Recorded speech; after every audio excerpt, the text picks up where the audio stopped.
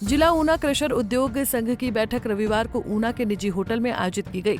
बैठक की अध्यक्षता जिला क्रशर उद्योग संघ के अध्यक्ष डिम्पल ठाकुर ने की, जबकि जिला के तमाम क्रशर संचालक इस बैठक में मौजूद रहे। बैठक के बाद पत्रकार वार्ता को संबोधित करते हुए क्रशर उद्योग संघ के अध्यक्ष डिम्पल ठाकुर ने कहा कि क्रशर उद्योग न केवल विकास कार्यों के लिए आवश्यक कच्चा माल उपलब्ध करवाता है, बल्कि ये हजारों लोगों को रोजगार भी प्रदान कर रहा है। उन्होंने कहा कि एक स्टोन क्रशर पर 100 से ज्यादा लोगों को प्रत्यक्ष रोजगार मिला है। उन्होंने ये भी स्पष्ट किया कि अकेले ऊना जिले में 45 स्टोन क्रशर संचालित हो रहे हैं और 100 से अधिक माइनिंग लीज निजी भूमि पर आवंटित की गई है। इन सभी के लिए 7 से 8 विभागों से वैध NOC प्राप्त की गई है। इसके बावजूद क्रशर उद्योग को माफिया के रूप में बदनाम करना दुर्भाग्यपूर्ण है। उन्होंने कहा कि सड़क निर्माण, भवन निर्माण और अन्य आधारभूत संरचनाओं में प्रयुक्त सामग्री का मुख्य स्रोत स्टोन क्रशर ही है। बावजूद इसके इस उद्योग को लेकर अनेक भ्रांतियां और नकारात्मक धारणाएं समाज में फैलती रही हैं। खासकर माफिया शब्द का उपयोग कर इस उद्योग की छवि को धूमिल करने का प्रयास बार बार होता रहा है, जो कि वास्तविकता से परे है और अब क्रशर उद्योग संघ इसे कतई सहन नहीं करेगा।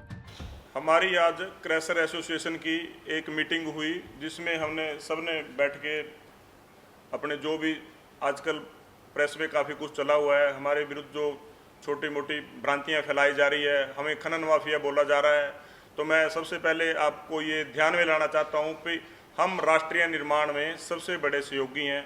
चाहे कोई NH बनना हो, NHAI हो, ऑल इंडिया मेडिकल बिलासपुर हो या PGI ऊना हो, सब में हम निर्माण करते हैं। गांव लेवल की हम बात करें तो छोटे से छोटे सामाजिक कार्यों में हम साथ देते हैं।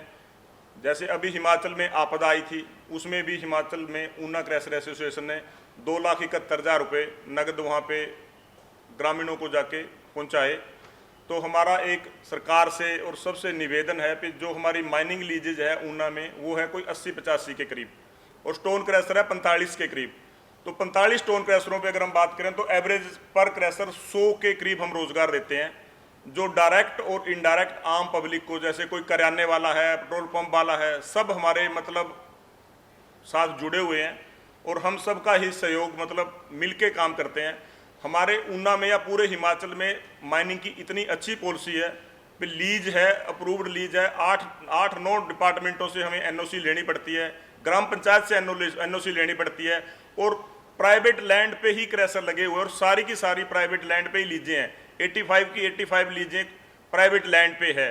रही बात जंगलों की, पे हमारे माइनिंग करके जंगलों को नुकसान हो रहा है, हमारी माइनिंग करके किसी भी कोई जंगल को नुकसान नहीं हो रहा है।